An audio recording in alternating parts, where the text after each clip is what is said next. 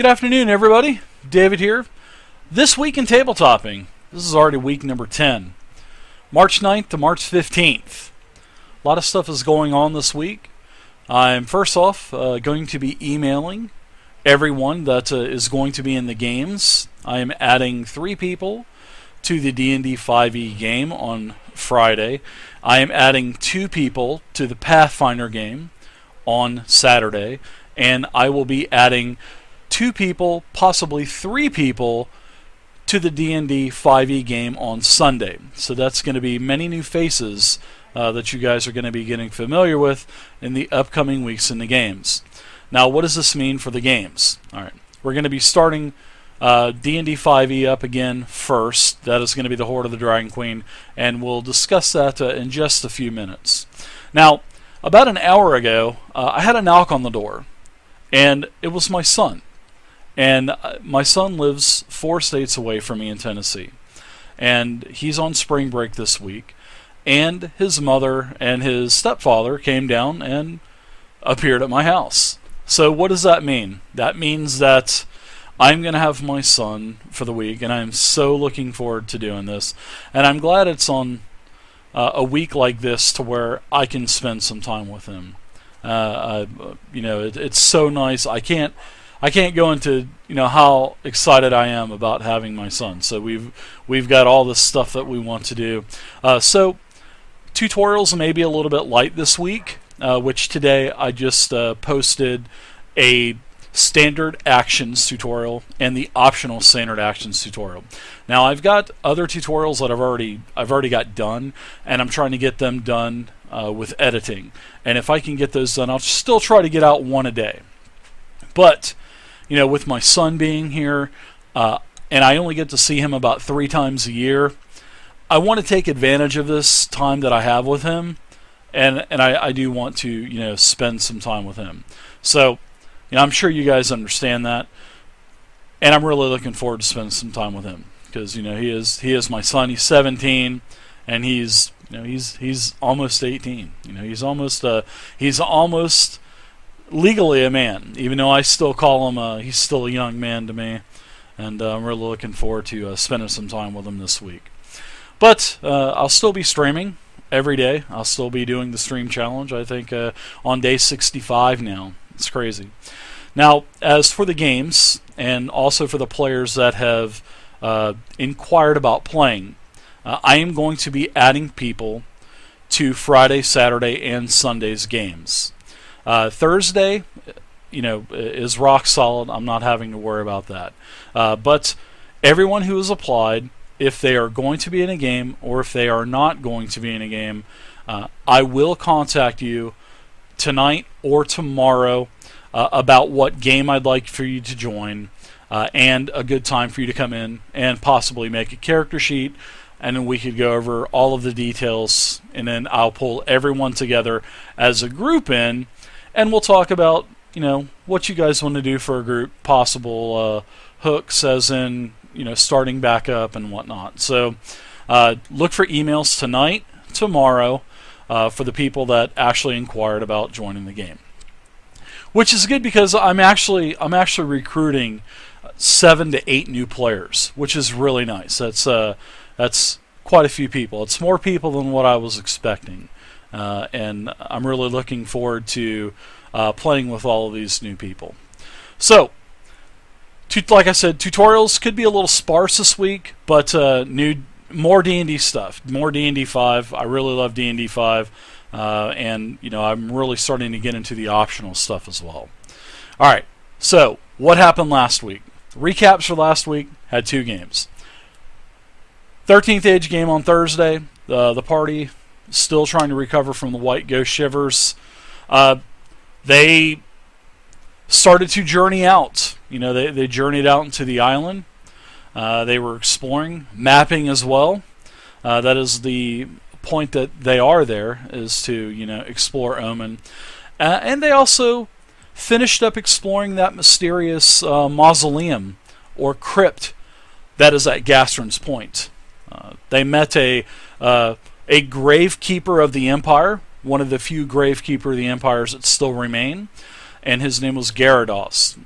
Gyarados informed them and couldn't stress to them how important that it was for the information that they had gained while in this, this tomb or catacombs, how important it was to keep that to themselves. Hopefully they will. This news does not want to get back to Gyarados because they'll have to deal with him. And plus, if news gets out, oh my goodness, just think how the balance of power will shift from, good to evil. I mean, that could really devastate the entire Dragon Empire. Now, they did meet up, they were going to meet up with the Sahuagins at their encampment, but they had a little trouble just before we ended the game. There's the bad faction, or the red faction as we're calling them.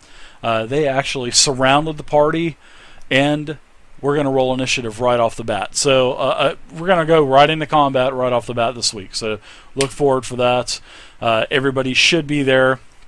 And hopefully they'll shake that white ghost shivers eventually, because it's actually making their recovery suffer. And, every time that they fail a constitution check, the white ghost shivers just keeps getting worse and worse and worse, and more ailments are going to continue to happen until they get back to being totally cured. White ghost shivers, very nasty disease in 13th Age. Okay, so other game was Saturday, Pathfinder. Everyone was back this week. Dirt was having a little bit of technical difficulties at the end. And also I want to announce that Big Dirt the Daring will be leaving us for a little bit of time. We are going to be replacing him for the time being with one of the other players that has inquired about playing in the games. So Big Dirt is still going to be part of the community. I'm truly going to miss Big Dirt in the game, but he's had a lot of life changes within the last several months with a big move, new surroundings, new work. And I wish Big Dirt nothing but the best, and I love him to death. And he's always more than welcome to come back into the game. So last week the party, they were still finishing up technically the first floor, the first level of the Emerald Spire Super Dungeon. They came into a large crypt with 8 sarcophagus, or as Dirt would say, carciphagus. Major fight with skeletons. They triumphed, and they also found a tunnel in the roof. Wanted to explore it. They found some other goodies, and also Boris gave the recap last week. That was the first time ever doing something like that. So that was actually quite interesting to do, and it actually turned out quite well. So the party towards the end, they finished mapping. They did a great job. Mapping the entire level. So they went back to talk to several of the people in, Fort Inevitable. One of the informants of the Silver Foxes, which is actually the owner of the Juliper Arms Inn where they're staying, was inquiring about the wizards, and also one of the other, Royst, which is the name. He hired the party to map the dungeon. So they actually cashed in, made 500 gold. Royst was so impressed with the work of Vay's mapping that he actually paid more than what he quoted her, because she had actually informed him where traps were, the different symbols, actually inscribed the symbols for every level onto the maps as well. Something that Royst just simply was not expecting from a mere new group of adventurers. So the party is left. They're going to travel back to the Emerald Spire Super Dungeon. They've resupplied, retooled, and now they're delving down into floor 3. We'll see what happens next week. So what's going on this week? Well, first off, I told you, my son's here. I'm going to be spending as much time as I can with him. I'm really looking forward to that. I only get to see him a couple times a year because of the space apart that we are. So things may be a little bit sporadic on the YouTube side of things, but I'll still be streaming every night. Tonight, tomorrow, we'll be doing probably a little bit of Path of Exile, and then going into Cards Against Humanity later on. We have a good time every time we play that. And actually, my son, he actually wants to play some Cards Against Humanity tonight. So, hey, he's almost 18. He's a couple months away. It's not like he hasn't heard these things before. So he wants to play some cards. I told him that he could, and we'll have fun with that tonight. That'll be tonight and tomorrow. Wednesday's Fireside Chat. Fireside Chat this week, we are going to talk about the Dungeons & Dragons optional rules again. I had a great time doing that last week. We had a great discussion and chat about the proficiency die, about optional flanking, variances of that, and also what other dungeon masters would do too. So that was actually fun to do last week, and we're going to continue with that this week with more optional rules from D&D 5e. Thursday, everybody should be here for 13th Age, and the party continues with a big fight with 10 Sahuagin right off the bat. And now they're trapped in between both of these Sahuagin encampments that are warring with one another. This is going to be a great episode this week. You're not going to want to miss it. Friday, I'm going to try my darndest to try to get this game back up, but it's not looking like it's going to happen. So it looks like next week is going to be the new D&D 5e Horde of the Dragon Queen game. We're going to start at Chapter 7, and I'm going to be having 3 new people in this group. And a pleasant surprise for you guys as well.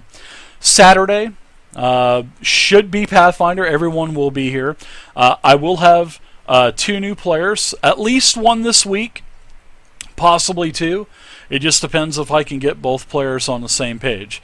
But like I said, Big Dirt is going to be taking a break. Big Dirt's going to be taking a break for a while.